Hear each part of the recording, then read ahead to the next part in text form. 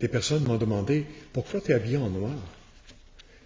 Eh bien, parce que je vous propose les textes de saint Alphonse de Liguori, j'ai pensé sortir de ma garde-robe un habit que j'ai utilisé très rarement, mais qui est l'habit de ma communauté, les Rédemptoristes, la soutane du temps de saint Alphonse de Liguori. Au nom du Père et du Fils et du Saint-Esprit. Amen. Dans cette lecture du livre L'art d'aimer Jésus-Christ, au chapitre 2, quel amour mérite Jésus-Christ pour l'amour qu'il nous a témoigné dans l'institution de la Sainte Eucharistie? Sachant que l'heure était venue pour lui de passer de ce monde à son Père, Jésus, ayant aimé les siens, les aima jusqu'au bout. Notre très aimant Sauveur savait que l'heure était arrivée pour lui de quitter la terre. Avant d'aller mourir pour nous, il voulut nous laisser le plus grand témoignage possible de son amour, et ce fut le don de l'Eucharistie. Les marques d'amitié données à l'heure des séparations, à la mort surtout, observe saint Bernardin de Sienne, se gravent plus profondément dans la mémoire et sont plus chèrement appréciées. Aussi, d'habitude, les mourants laissent à leurs amis, en souvenir de l'affection qui les a unis, quelques cadeaux, un vêtement, un anneau. Mais vous, mon Jésus, au départ de ce monde, vous nous avez légué en mémoire de votre amour un de vos vêtements, un anneau? Non, mais bien votre corps, votre sang, votre âme, votre divinité, vous-même tout entier sans aucune réserve. Il n'a rien gardé pour lui, dit saint Jean Chrysostome, il t'a donné tout. Dans ce don de l'Eucharistie, dit le Concile de Trente, Jésus-Christ a voulu répandre et comme épuiser les richesses de l'amour qu'il gardait au cœur pour les hommes. L'apôtre nous rend attentifs au moment choisi par Jésus pour faire aux hommes cette largesse. La nuit même où il préparait sa mort, la nuit où il était livré, le Seigneur Jésus prit du pain, puis, ayant rendu grâce, il le rompit et dit « Ceci est mon corps qui est pour vous ».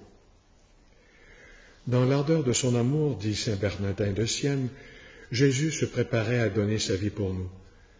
Cela ne suffit pas, avant de mourir, il fut contraint par l'excès de son amour à réaliser une œuvre plus grande encore, la plus grande de ses œuvres, qui fut de nous donner son propre corps en nourriture.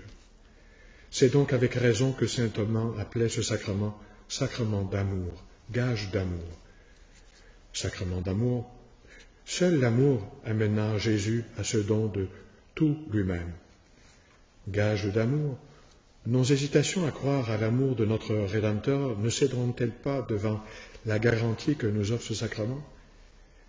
Par ce don même, Jésus nous dit « Âme chérie, s'il vous arrivait de douter de ma tendresse, voyez donc comme je me suis laissé moi-même à vous dans l'hostie consacrée. Un tel gage vous met en main la preuve certaine que je vous aime et que je vous aime extrêmement. » Saint Bernard donne encore à ce sacrement un autre nom, amour des amours.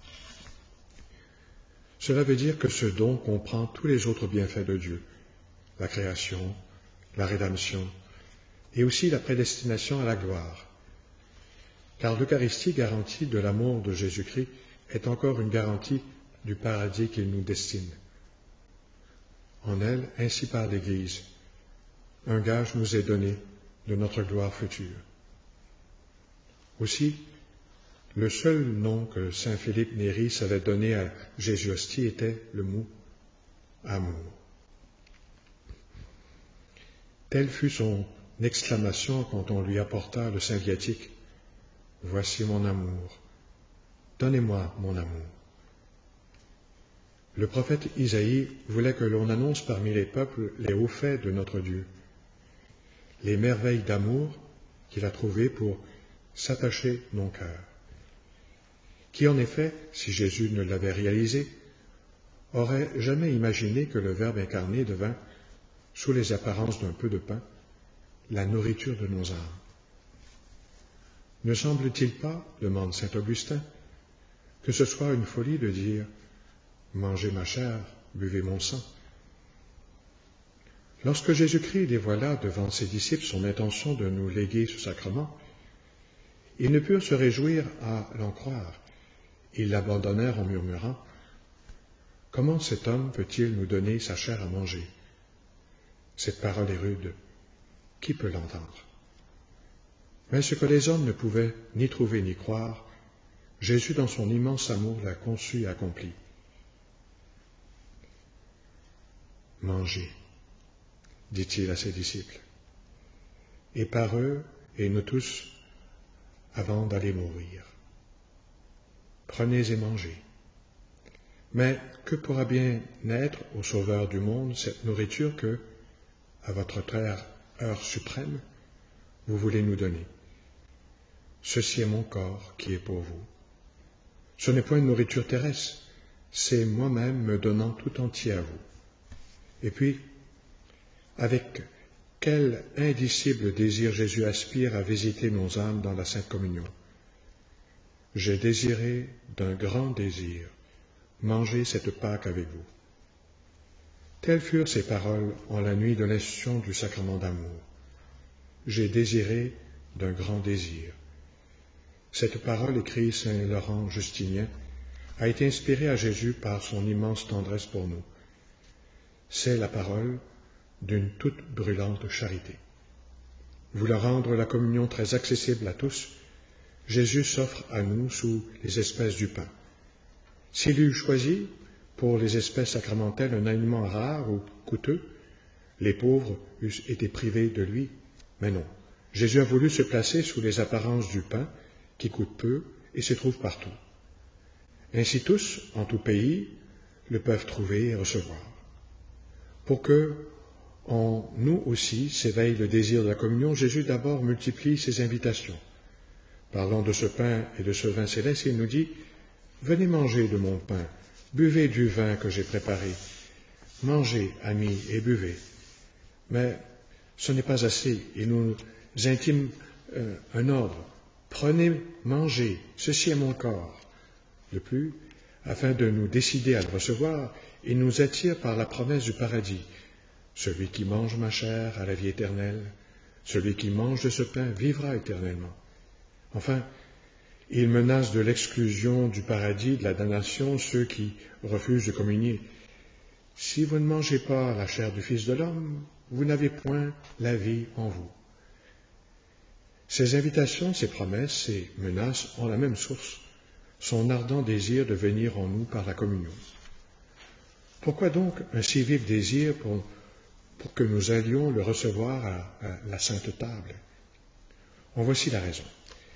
L'amour, dit saint Denis, aspire toujours et tend à l'union, et selon le mot d'un auteur cité par saint Thomas, deux êtres aimants désirent ne faire plus qu'un seul être.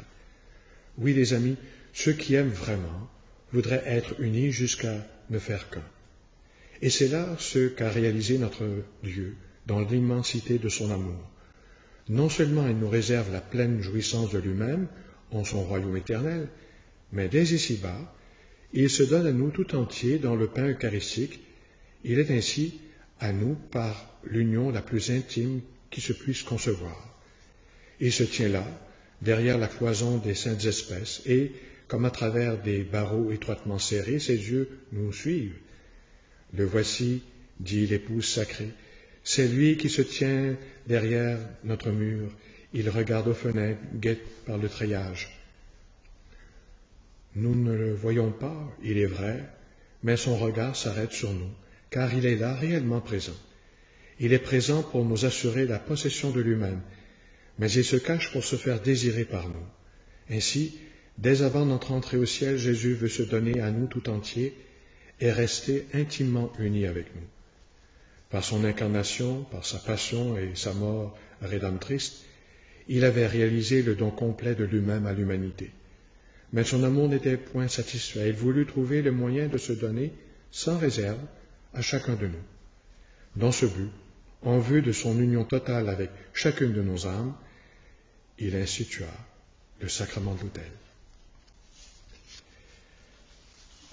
Unissons nos voix à celles suggérées par sœur Faustine Devant son image, l'image de la divine miséricorde, disons quelques prières. D'abord, un Notre Père, puis un Ave et le Je crois en Dieu.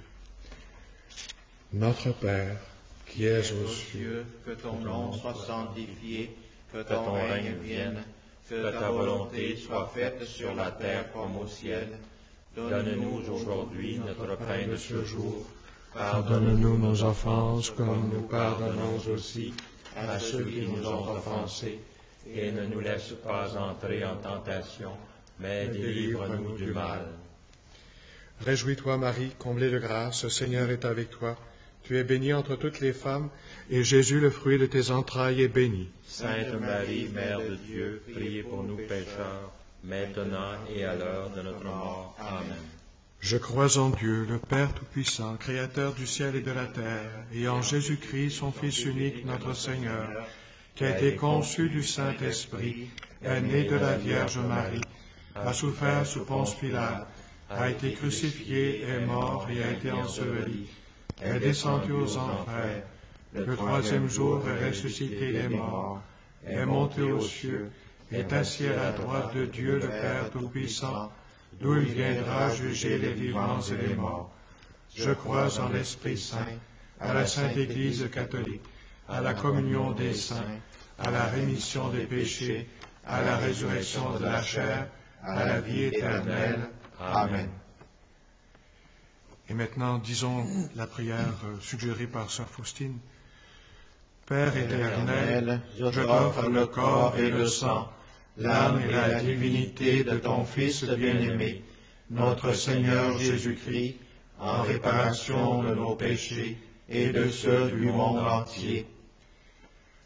Par sa douloureuse passion, sois miséricordieux pour nous et pour le monde entier. Par sa douloureuse passion, sois miséricordieux pour nous et pour le monde entier. Dieu saint, Dieu fort, Dieu éternel, prends pitié de nous et du monde entier. Dieu saint, Dieu fort, Dieu éternel, prends pitié de nous et du monde entier.